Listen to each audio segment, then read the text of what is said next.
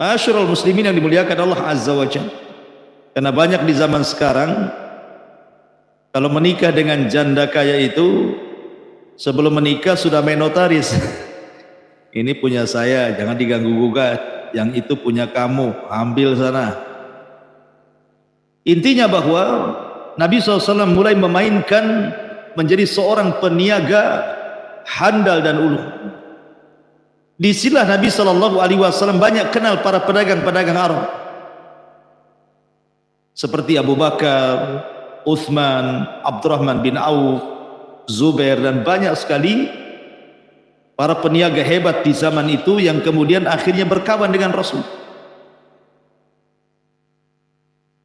Walaupun demikian Nabi SAW masih tetap diberikan julukan oleh orang-orang Quraisy itu Sadiqul Amin. Jadi walaupun Nabi sudah menikah dengan Khadijah dan sibuk dengan perniagaan, dia masih tetap menerima titipan barang. Jadi orang-orang Quraisy itu yang pergi takut uangnya hilang dititipkan di rumah Nabi. Dititipkan di rumah Nabi dan begitu seterusnya. Bahkan sampai diangkat jadi Nabi pun sama. Seolah-olah di tengah-tengah Quraisy itu Nabi membuat bank syariah pertama dalam Islam. Tempat penitipan barang wada'ah. Ma'asyiral muslimin yang dimuliakan Allah Azza wa Jalla. Sampai ketika usianya mendekati 40 tahun, 37 tahun kurang lebih seperti itu, Nabi SAW mulai bosan.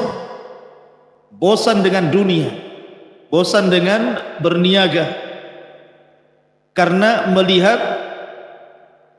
orang-orang Quraisy itu semakin hari semakin bejat, semakin hari semakin buruk kondisinya. Tradisi-tradisi jahiliyah itu makin menyebar merajalela, mulai dari penyembahan kepada berhala, minum khamr, perzinahan, perjudian, dan yang semacamnya. Maka fitrah Nabi SAW menolak. Dari situ Nabi SAW yuhibbu tahannut, mulai suka menyendiri. Terkadang dia pergi ke Muzdalifah 1 bulan, terkadang dia pergi ke Mina, terkadang dia pergi ke tempat-tempat untuk tafakkur.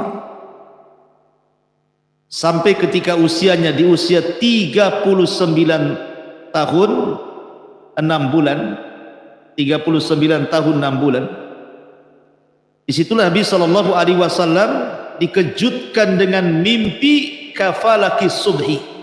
Mimpinya itu seperti falak subuh. Apa maksudnya?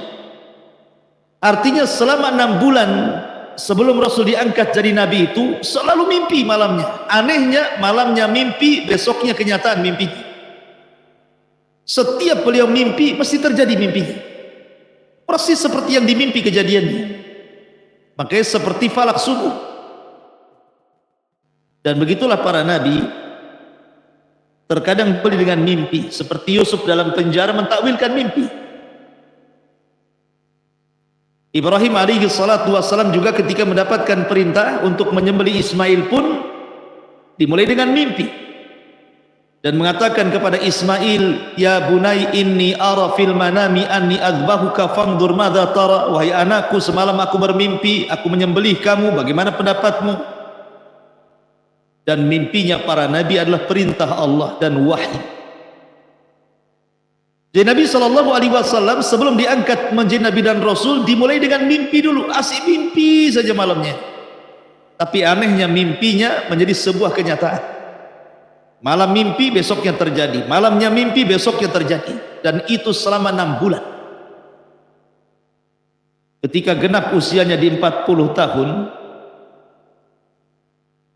maka Nabi SAW bermimpi.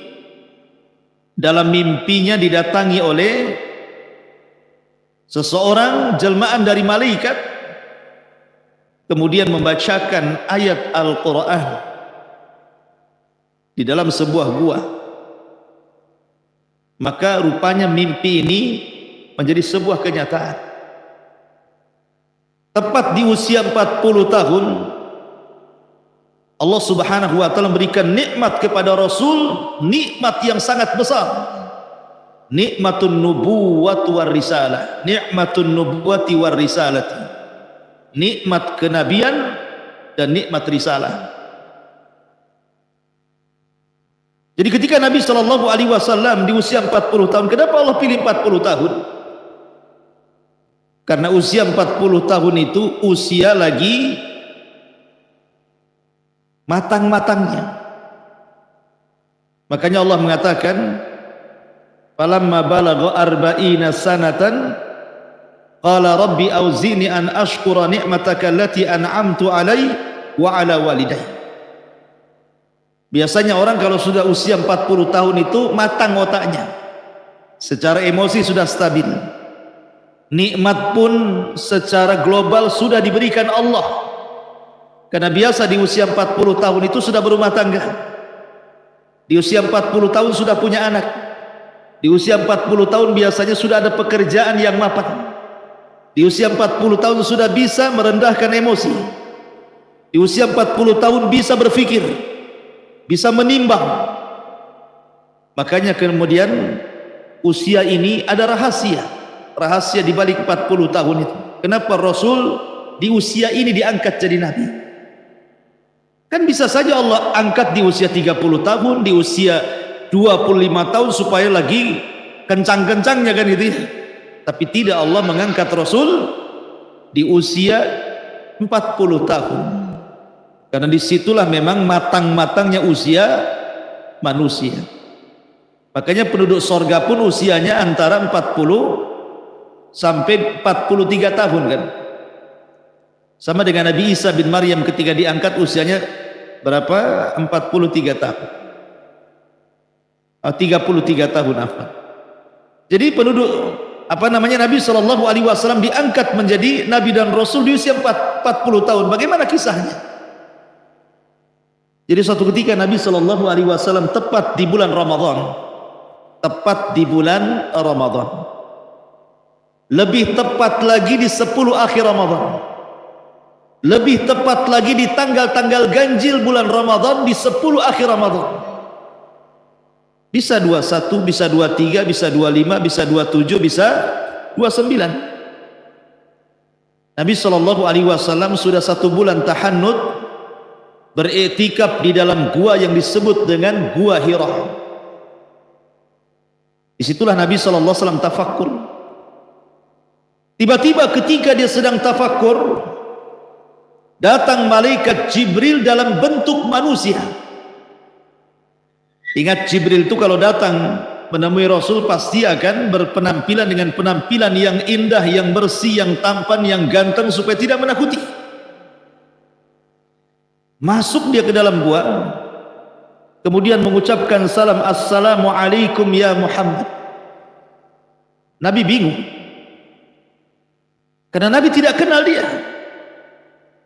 Layaknya antum kalau ketemu kawan, kemudian salaman, assalamualaikum, salaman, kemudian antum pelukan. Maka Jibril tiba-tiba setelah salaman memeluk Nabi SAW dengan sangat erat sekali. Kemudian Jibril mengatakan di telinga Rasul SAW, Iqra ya Muhammad, Iqra ya Muhammad, baca wahai Muhammad. Nabi ini ummi, tidak bisa baca, tidak bisa nulis. Maka Rasul mengatakan, ma'ana biqari, aku tidak bisa baca. Tapi Jibril kemudian kedua kalinya menyebut Iqra dengan mengeraskan lagi pelukannya dan mengatakan, Iqra ya Muhammad. Rasul tetap mengatakan, ma'ana biqari. Yang ketiga kalinya Rasul makin menekan pelukannya sehingga Rasul keluar keringatnya karena ketakutan dan mengatakan, Iqra ya Muhammad. Nabi SAW mengatakan, ma'ana biqari. Subhanallah, sayyidul malaika memeluk sayyidul anbiya'i wal mursalin. Kedua pemimpin langit dan pemimpin bumi berpelukan di sini. Pemimpin para malaikat Jibril, sayyidul malaika, dan pemimpin para nabi, pemimpin para rasul, bahkan pemimpin manusia adalah Nabi SAW. Dua pemimpin sedang berpelukan. Sangat indah sekali. 3 kali Jibril mengatakan ma'an Iqra, dan Rasul 3 kali pula mengatakan ma'ana biqari, ma'ana biqari. Akhirnya Jibril pun kemudian mentalkinkan kepada Nabi SAW, Iqra bismi rabbikal ladzi khalaq, khalaqal insana min 'alaq, Iqra wa rabbukal akram, alladzi 'allama bil qalam, 'allamal insana ma lam ya'lam. 5 ayat dalam surah Al-Alaq.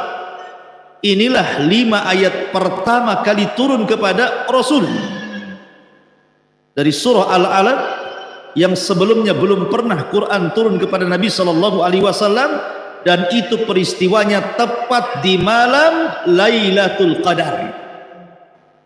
Makanya Allah Subhanahu wa taala berfirman, inna anzalnahu fi lailatul qadar. Sesungguhnya kami turunkan Al-Quran di malam Lailatul Qadar. Ada yang mengatakan maksudnya turunnya Al-Quran di malam Lailatul Qadar itu maksudnya secara jumlah keseluruhan 30 juz dari Lauhil Mahfuz ke Baitul Uzza di langit pertama. Tapi ada juga yang mengatakan bahwa yang dimaksud awal mula turun Quran surah Al-Alaq itu di malam Lailatul Qadar.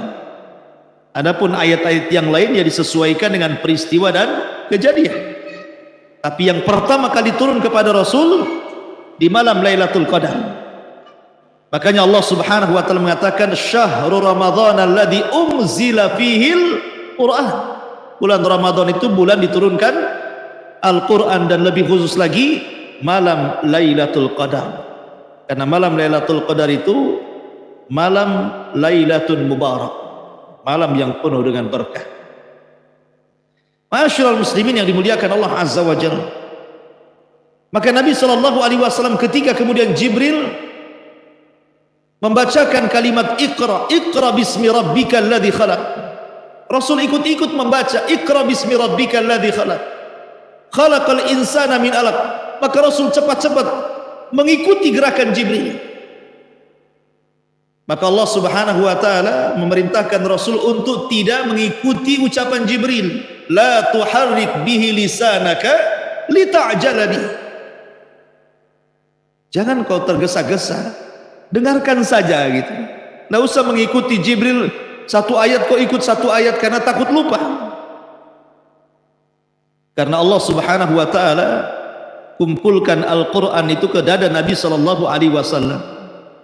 La tuharrik bihi lisanaka lita'jala bi, inna jama'na 'alaika Qur'ana.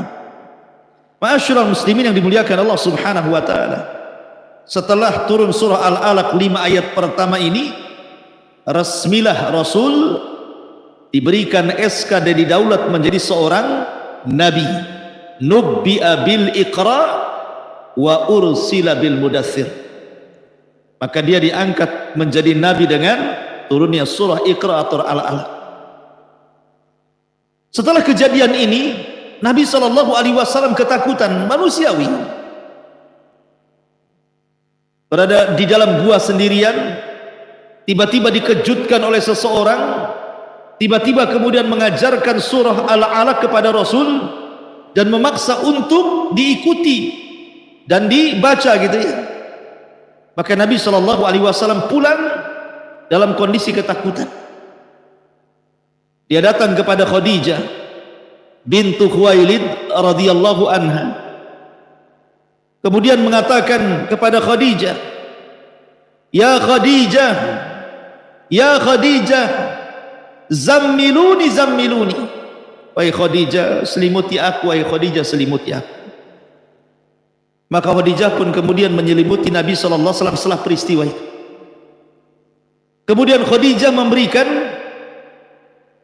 ketenangan kepada Nabi SAW, karena begini, coba kondisinya berada di atas ketinggian. Gua Hira itu kan di atas bukit, Mekah di bawah, dia di atas bukit. Dari gua itu nampak Mekah. Tidak ada orang, tiba-tiba muncul orang itu pergi dan datang dan pergi tidak diketahui. tiba-tiba kemudian hilang begitu saja ya. Maka wajar Rasulullah SAW takut, sehingga kemudian berpikir apakah dia itu jin, ataukah dia malaikat, ataukah dia makhluk apa gitu ya.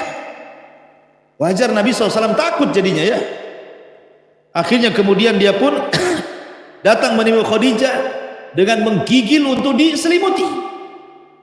Khadijah ingin menenangkan Nabi SAW dan mengatakan, kalla wallah ma yuhzikallahu abada.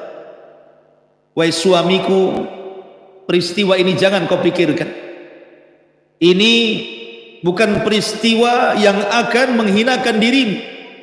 Bahkan peristiwa ini demi Allah, Allah tidak mungkin menghinakan dirimu. Kamu ini orang baik.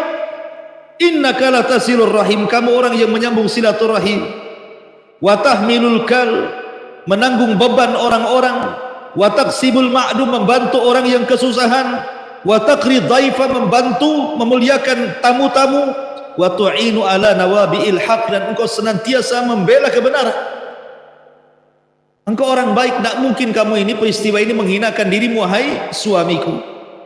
Jadi Khadijah memberikan ketenangan kepada Rasul dengan cara menyelimuti Rasul, kemudian masuk dalam selimut, kemudian dihiburnya Nabi SAW sampai Rasul tenang. Cukup sampai di sini? Tidak. Khadijah ingin memastikan kepada Rasul peristiwa ini kepada saudaranya Waraqah ibn Naufal. Maka berangkatlah Khadijah dengan Nabi SAW menuju Waraqah ibn Naufal. Waraqah ibn Naufal ini seorang Hanif yang mengikuti ajaran Ibrahim alaihi salatu wassalam, dan dia masuk agama Nasrani dan memperdalam Nasrani, sehingga dia tahu paham tentang kenasranian. La Khadijah membawa Rasul menghadap Waraqah untuk mengkonsultasikan peristiwa itu. Datanglah Nabi SAW kepada Waraqah ibn Naufal dan juga Khadijah. Kemudian mulailah bercerita tentang peristiwa ini. Rasul menceritakan kondisi mulai dari sering mimpi, kemudian mimpinya seperti falak subuh, kemudian sampai dia tahannut di gua, tiba-tiba datang orang kemudian membaca surah Iqra bismi rabbikal ladzi khalaq, khalaqal insana min 'alaq, Iqra wa rabbukal akram alladzi 'allama bil qalam 'allamal insana ma lam ya'lam. Ketika Rasul membaca 5 ayat surah Al-Alaq, tiba-tiba Waraqah ibn Naufal menangis. Kemudian Rasul mengatakan, kenapa saudaramu menangis wahai Khadijah? Kata Khadijah, biarkan saja, nanti dia akan mendatangkan dengan kabar yang telah terjadi dengan. Maka tiba-tiba kemudian Waraqah ibn Naufal mengatakan, wahai ibnu ammi, wahai anak pamanku, maksudnya Khadijah ya. Sesungguhnya suamimu ini, maksudnya Nabi SAW, dia akan diangkat menjadi nabi. Dia akan diangkat menjadi nabi. Dan kelak kalau Allah Subhanahu wa taala sudah mengangkat dia jadi rasul, maka dia akan dikeluarkan oleh kaumnya. Nabi kaget. Ketika Waraqah mengatakan dia akan dikeluarkan dari kaumnya, Rasul langsung menyela-nyela. Awa mukhriji qaumi? Wahai Waraqah, apakah kaumku akan mengusir diriku padahal aku ini Ibnul Arab, saya anak dari pemimpin Arab Abdul Muttalib? Kenapa saya dikeluarkan? Kenapa saya diusir gitu ya?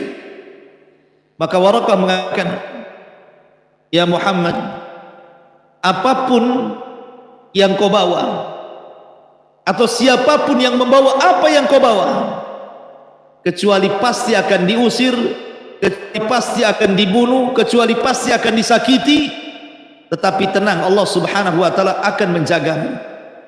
Kata Waraqah, seandainya laitani akunu hayyan id yukhrijuka qaumuk, kalau seandainya aku masih hidup wahai Muhammad ketika kaum mengeluarkan kamu dari Mekah ini, apa kata Waraqah ibn Naufal? Tentu aku yang akan terdepan menjadi pembela dirimu.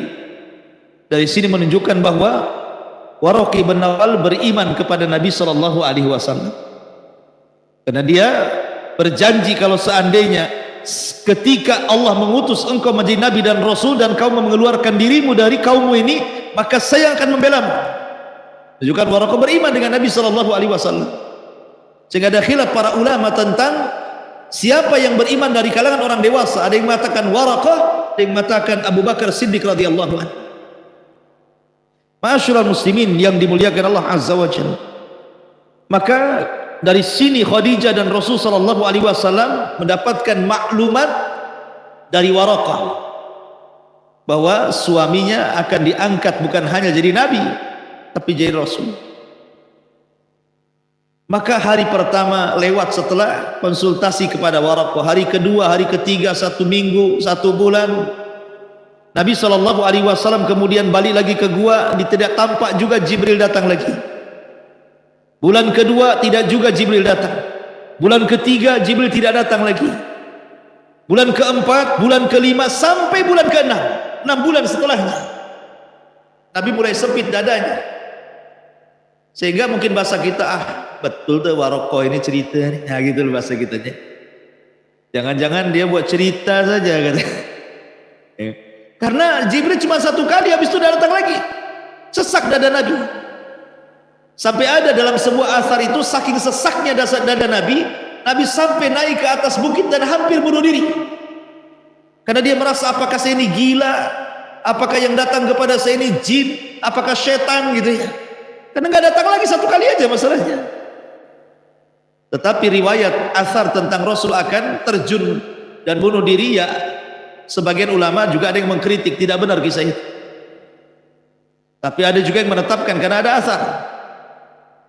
Tiba-tiba ketika Nabi SAW naik ke atas bukit, sudah sesak di dadanya, dari langit tiba-tiba ada yang memanggil dia, ya Muhammad, ya Muhammad, irfa ra'sak, wahai Muhammad, angkat kepalamu. Ketika dia mengangkat kepala, rupanya Jibril datang dalam bentuk asli.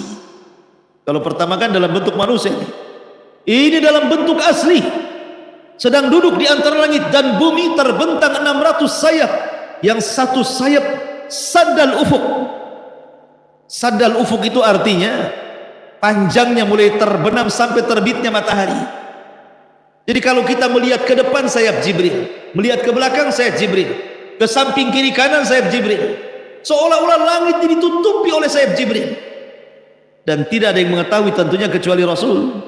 Yang diperlihatkan Jibril menampakkan dalam bentuk asli, memiliki 600 sayap dan sangat besar sekali, dan memanggil-manggil Nabi sallallahu alaihi wasallam.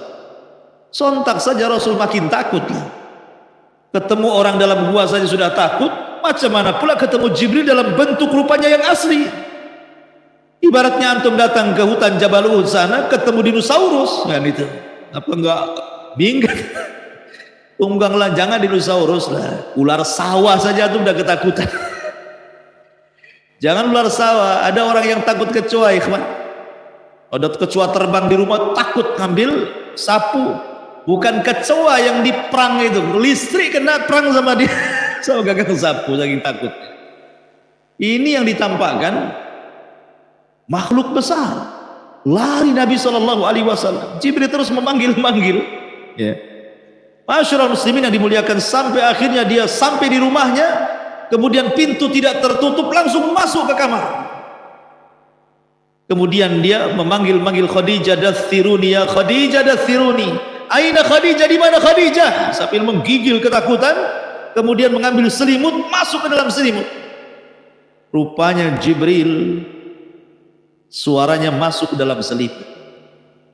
Ya ayyuhal muddathir, qum fa'andir, wa rabbaka fakabbir, wa thiyabaka fatahhir, wa rujza fahjur, wa la tamnun tastakthir, wa li rabbika fasbir. Turun surah Al-Mudaththir. Di balik selimut, ya ayyuhal muddathir, hei orang yang berselimut, qum. Lagi ketakutan dia, disuruh berdiri coba ingat. Dia dah takut, Rasul takut menghindari Jibril, masuk ke dalam selimut. Karena kenapa berselimut? Selimut ini minimalnya mengurangi rasa takut, ikhwan. Antum kalau takut ambil selimut itu kurang takutnya. Itu bisa mengurangi rasa takut. Tiba-tiba kemudian suara Jibril masuk pula ke dalam selimut kan. Hei orang yang berselimut, jangan tidur. Kum, berdiri. Fa'angdir, berikan peringatan kepada manusia. Kum fa'angdir. Wa rabbaka fakabbir, dan bertakbirlah kepada Rabbmu. Wa thiyabaka fatahhir, sucikan, bersihkan pakaian. Wa li rabbika fasbir. Jadi Allah Subhanahu wa taala turunkan surah Al-Mudaththir ketika Rasul berada dalam selimut itu. Maka dengan turun surah 5 ayat surah Al-Mudaththir yang sebelumnya 5 ayat surah Al-Alaq, dari sinilah Rasul didaulat menjadi Rasul. Karena diangkat jadi Nabi dengan turun surah Al-Alaq, diangkat menjadi Rasul dengan turun surah Al-Mudaththir. Nubbi'a bil 'alaq wal ursila bil mudaththir. Lalu apa bedanya surah Al-Alaq dengan surah Al-Mudaththir itu? Kenapa Al-Alaq mengangkat Rasul jadi Nabi, kenapa pula Al-Mudaththir mengangkat Rasul jadi Rasul? Karena dalam surah Al-Alaq belum ada perintah menyampaikan. Dalam surah Al-Alaq itu hanya perintah belajar. Iqra, baca. Dan baca itu alat belajar. Orang cerdas karena baca. Belum ada perintah menyampaikan kepada manusia. Makanya belum jadi Rasul. Tapi surah Al-Mudaththir ini sudah perintah. Qum fa'angzir, berdiri, berikan peringatan kepada manusia. Ketika ada perintah itu, jadilah dia Rasul. Nabiyan wa rasula. Raditu billahi Allah wa bil islami dina Muhammadin nabiyan wa rasula. Nubbi'a bil 'alaq wa usila bil mudaththir. Diangkat jadi Nabi dengan turunnya 5 ayat dalam surah Al-Alaq, dan diangkat menjadi Rasul dengan turunnya 5 ayat dalam surah Al-Mudaththir. Maka dari sini lengkaplah risalah kenabian Nabi sallallahu alaihi wasallam. Setelah kemudian Jibril membisikkan suaranya di dalam selimut, maka Rasul kemudian mulai menceritakan kepada Khadijah kejadian itu. Maka Khadijah langsung teringat apa yang dikatakan wa Naufal, dan dia mengatakan asyhadu annaka Rasulullah, aku bersaksi wahai suamiku engkau adalah utusan Allah. Maka dia orang yang pertama kali beriman sebelum ada manusia baik perempuan atau laki-laki yang beriman, maka dialah orang yang pertama kali beriman. Dan itu disepakati oleh ulama sejarah, kecuali ada beberapa dai di negeri kita mengatakan bahwa Khadijah itu Nasrani. Biarin sajalah ya. Maka kita katakan bahwa Khadijah Muslimah. Dia orang yang pertama kali masuk Islam dari semua laki-laki dan perempuan. Makanya ketika dari Khadijah, setelah meninggalnya Khadijah itu, maka Nabi SAW langsung teringat Khadijah menyembelih kambing, dibagi-bagikan ke kawan-kawannya. Aisyah cemburu.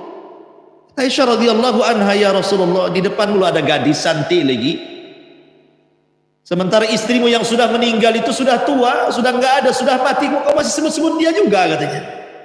Cemburu dia. Hati-hati antum ya. Antum kalau pernah beristri kemudian meninggal pula istri antum, jangan diaminkan. Kemudian setelah itu menikah lagi, jangan ceritakan kebaikan istri antum yang sudah meninggal ke istri yang kedua yang masih hidup. Itu mengundang cemburu. Nggak boleh mengundang cemburu, ikhwan. Karena terkadang ya kita harus juga memberikan perasaan yang baik juga ya. Lihat Aisyah saja cemburu. Makanya ada satu kisah, ada seorang suami itu cinta sekali sama istrinya, cinta mati, cinta mati. Allah takdirkan tidak punya anak. Kata istrinya, bang nikah lagi lah bang.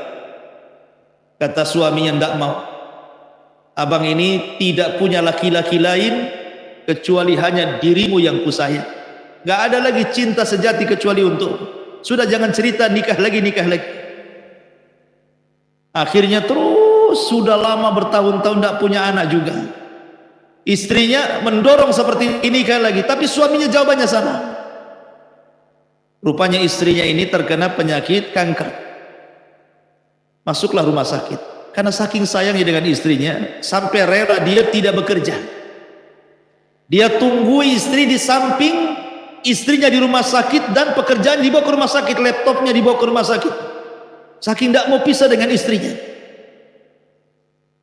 Ketika itu istrinya mengatakan, "Bang, lihat kondisiku. Aku sudah sakit parah. Sebaiknya kau nikahlah." Bayangkan, dalam detik-detik seperti itu suruh nikah. Apalagi ada vonis dokter, usiaku tidak sampai 1 bulan akan meninggal dunia. Saya ingin menyaksikan kau menikah lagi. Tapi memang cinta mati tidak mau dia. Kalau antum ada rekomendasi dari istri seperti itu, tidak nunggu 2 hari 2 detik, langsung akan nikah. Masyarul muslimin yang dimuliakan Allah Azza wa Jalla. Akhirnya setelah betul-betul menghembuskan sesuai dengan prediksi dokter, hanya dalam beberapa minggu dia meninggallah istrinya. Meninggal istri. Rupanya setelah beberapa hari datang pembantunya, memberikan hadiah kado dari istrinya sebelum wafatnya, dan isinya cermin. Kemudian setelah dibuka, rupanya cermin biasa. Kemudian di balik cermin itu ada surat dan mengatakan, "Bang, boleh jadi abang menikah ketika saya masih hidup, abang takut saya cemburu. Sekarang istrimu loh sudah di kuburan, sudah di liang lahat, alam sudah berbeda. Apakah abang tidak mau nikah lagi? Mau cemburu sama siapa? Orang yang sudah dalam kuburan." Subhanallah kan. Akhirnya dia mengatakan dalam surat terakhirnya, "Tetapi kalau memang engkau sayang kepadaku, kalau Allah takdirkan dengan istrimu yang baru, kau dapat keturunan perempuan, berikanlah nama anak perempuanmu itu dengan namaku." Wah, ini cinta sejati, kayak sinetron saja jadi. Ya kan? Tapi ini kan kisah nyata ya kawan. Masyarul muslimin yang dimuliakan Allah Azza wa Jalla. Intinya bahwa Aisyah cemburu. Kalau Nabi SAW kemudian selalu menceritakan Khadijah ini. Jadi kemudian Rasul memberikan alasan kenapa dia tidak bisa menghilangkan Khadijah di benaknya itu. Sini Aisyah, saya kasih tahu ya. Kemudian Rasul mengatakan, sesungguhnya Khadijah wanita yang pertama kali beriman sebelum ada manusia yang beriman. Khadijah wanita yang pertama kali menginfakkan seluruh hartanya di tengah-tengah manusia bakhil. Khadijah manusia yang pertama kali membenarkan diriku di saat manusia mendustakan diriku. Dan dari rahim Khadijah lahirlah keturunan-keturunan. Siapa yang bisa menandingi Khadijah?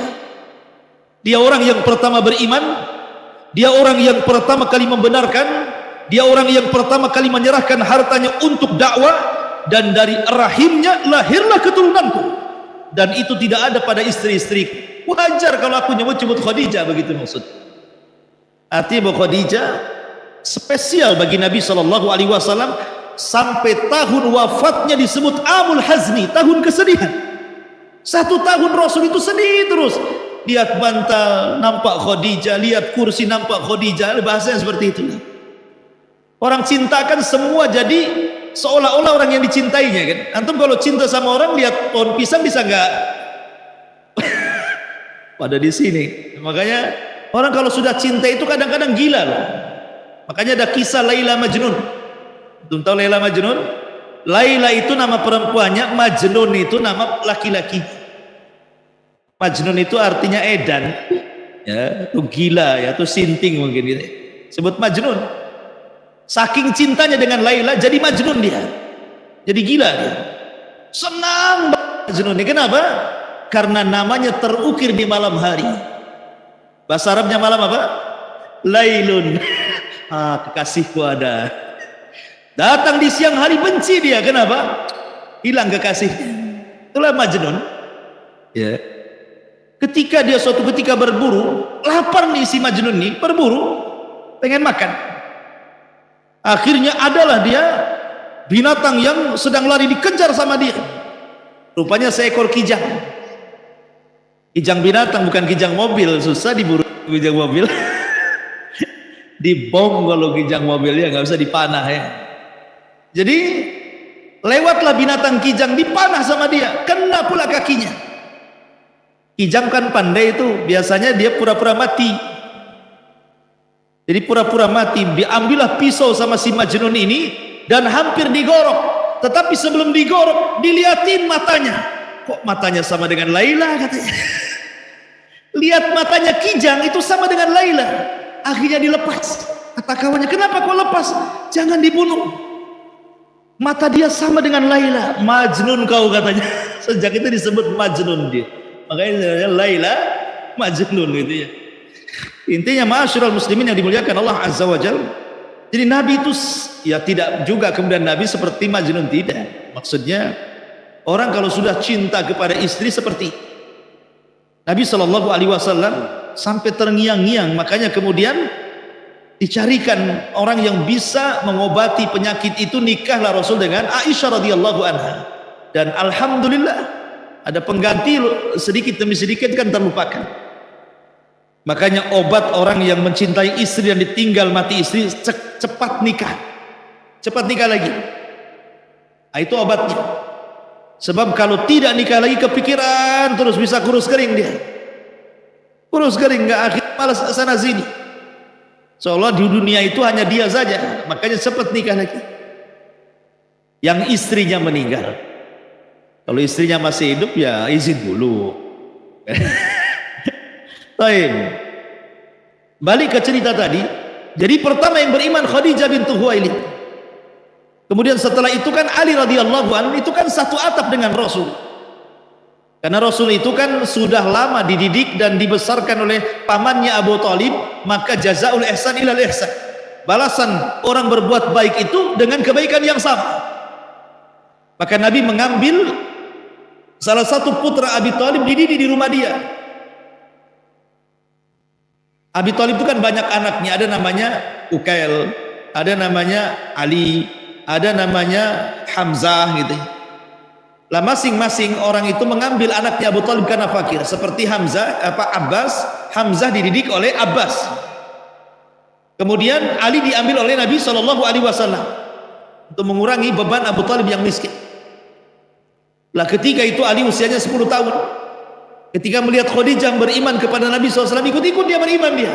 Aku pun bersyahadat, annaka Rasulullah, katanya. Engkau juga adalah utusan Allah Azza wa Jalla. Maka ini orang kedua yang beriman dari anak-anak. Di rumah itu ada budaknya Rasul yang dimerdekakan, namanya Zaid ibn Harithah. Zaid ibn Harithah ini sebenarnya hadiah dari Khadijah untuk Rasul. Kenapa? Karena melihat kesedihan dari Rasul ketika meninggal anak-anak laki-lakinya. Karena anak laki-laki, apalagi bagi orang-orang jahiliyah itu zaman dulu, anak emas. Tapi anak perempuan itu tidak suka, makanya orang-orang jahiliyah itu mengubur anak perempuan mereka hidup-hidup. Jadi kalau anak laki-laki lahir itu kebanggaan gitu ya. Makanya Rasul sedih. Melihat kesedihan itulah oleh Khadijah kemudian dicarikan anak laki-laki, ambil anak gitu ya. Dapatlah seorang budak kemudian dimerdekakan, masih kecil Zaid ibn Harithah ini. Kemudian dihadiahkan kepada Rasul supaya menghilangkan kesedihan Rasul karena meninggalnya Qasim dengan Abdullah. Ada penggantinya Zaid kan itu ya, di rumahnya ini. Ketika Zaid sudah besar, sudah remaja, datang pula orang tuanya mau ngambil lagi. Waktu kecil-kecil diserahkan, sudah gede mau diambil gitu ya. Maka kata Rasul, terserah Zaid, kau mau milih aku atau dia. Kata orang tuanya, baliklah kau Zaid, kau akan terus jadi budak di situ katanya. Maka Zaid mengatakan, seandainya aku jadi budak di samping Rasul lebih baik dibandingkan jadi orang merdeka di samping kalian gitu. Dari situ Rasul senang karena Zaid memilih Rasul. Tiba-tiba Rasul kemudian mengatakan, Zaid bukan Ibn Harithah lagi, Zaid ibn Muhammad. Langsung dinasabkan kepada diri. Dan orang-orang pun akhirnya dikasih tahu bahwa Zaid ini anaknya Muhammad. Turun surah Al-Ahzab membantah Nabi SAW, ma ja'alallahu ad'iyaakum abna'akum. Tidak boleh bapak-bapak angkat menasabkan anak angkat kepada bapak angkatnya. Ud'uhum li'abaihim wa aqsatu indallah. Kembalikan nasab bapaknya, itu lebih adil di hadapan Allah. Akhirnya tidak jadi. diambil lagi, bukan Zaid bin Muhammad, dibalikin lagi di Zaid bin Harithah. Lah Zaid bin Harithah ini orang ketiga yang beriman di rumah Nabi sallallahu alaihi wasallam. Setelah Khadijah, kemudian Ali, kemudian Zaid, kemudian orang luar Abu Bakar Siddiq radhiyallahu, orang keempat. Dari Abu Bakar inilah masuk Islamlah Utsman bin Mad'un, Utsman bin Affan, Zubair, macam-macam. Nanti kisahnya ada sendiri bagaimana permulaan dakwah Nabi sallallahu alaihi wasallam di permulaan Islam.